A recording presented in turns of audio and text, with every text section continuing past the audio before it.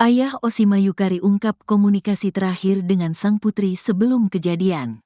Pramugari, Oshima Yukari, 30, menjadi salah satu korban hilang dalam kebakaran di Glodok Plaza, Kecamatan Taman Sari, Jakarta Barat.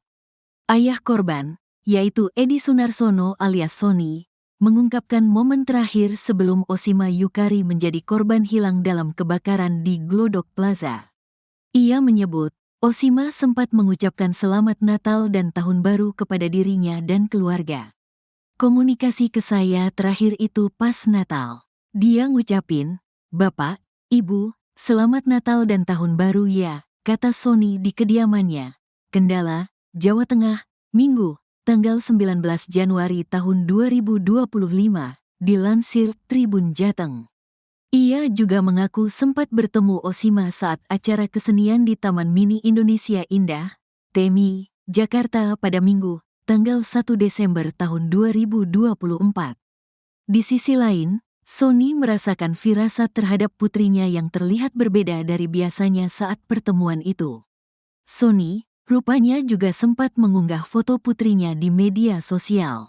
"Saya melihat putri saya waktu itu kok ada yang berbeda. Agak lesu layu wajahnya.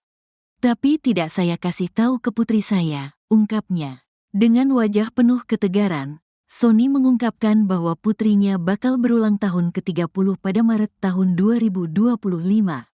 Dia kelahiran 1995. Besok Maret itu ulang tahun, ujarnya. Sudah jalani tes DNA. Sampai saat ini, jenazah Oshima belum ditemukan. Tetapi keluarga korban yang berasal dari Kendala sudah menjalani serangkaian tes DNA di Rumah Sakit RS Kramat Jati, Jakarta Timur. Sebelumnya, Sony dan keluarga terbang dari Kendala ke Jakarta untuk melakukan tes DNA proses identifikasi jenazah korban kebakaran di Glodok Plaza. Rombongan keluarga pun telah pulang ke kediamannya di Desa Womusari, Kecamatan Patebon, Kabupaten Kendala, pada Minggu pagi. "Kami pulang tadi malam dan baru tiba di Kendala pagi tadi. Semoga diberikan yang terbaik untuk anak saya," ujar Sony, Minggu. Ia menjelaskan, hasil tes DNA baru bisa keluar setelah 1 atau 2 pekan ke depan sehingga dirinya dan keluarga dengan berat hati memutuskan pulang ke kampung halamannya di Kendala. "Kemarin saya tanya, 'Dok, ini kira-kira harus menunggu berapa lama lagi?' Ya, antara seminggu sampai 2 minggu lagi," terangnya. Sony menyebut, serangkaian tes DNA yang dilewatinya cukup lama, yaitu sekitar 1,5 jam dengan berbagai metode. "Saya waktu itu dapat antrean nomor 11. Saya ngantre dari pagi baru diperiksa jam setengah 6 sore. Kurang lebih ada 12 orang yang ikut tes DNA," ungkapnya.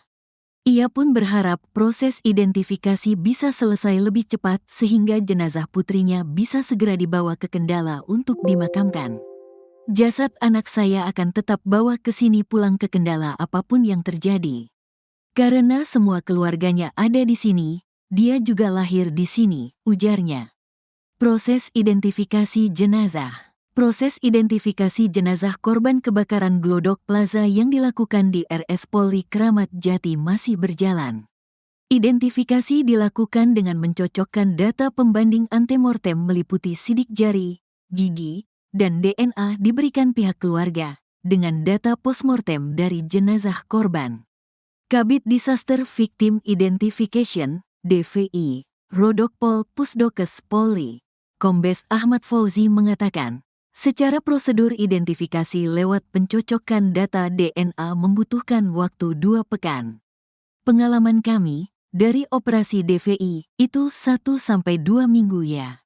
Itu kalau lancar, mudah-mudahan lancar," kata Fauzi di RS Polri Kramat Jati, Minggu. Identifikasi melalui DNA membutuhkan waktu lantaran tim DVI perlu melakukan serangkaian uji laboratorium untuk mencocokkan data DNA antemortem dengan postmortem. Proses identifikasi dapat lebih cepat jika terdapat data sidik jari dan gigi jenazah. Tetapi karena kondisi jenazah yang terbakar pencocokan data sidik jari sulit dilakukan. Sedangkan identifikasi jenazah melalui gigi membutuhkan data rekam medis pemeriksaan gigi korban semasa hidup atau foto gigi geligi yang menampilkan jelas kondisi gigi. Kemudian dari properti, pakaian, aksesoris seperti cincin, sedapat mungkin kalau masih ada tersisa ya kita upayakan kita analisa juga propertinya, pakaiannya dan lain sebagainya, ujarnya. Fauzi berujar, sampai saat ini Posko Antemortem Tim DVI sudah menerima laporan dari 13 pihak keluarga korban yang kehilangan kerabatnya dalam kebakaran Glodok Plaza. Kemudian ada 8 kantong jenazah di posko postmortem, tapi belum dapat dipastikan apakah masing-masing kantong jenazah berisi satu jenazah atau hanya bagian tubuh. Nanti kita periksa apakah dari 8 kantong jenazah itu isinya adalah bagian dari tubuh semua.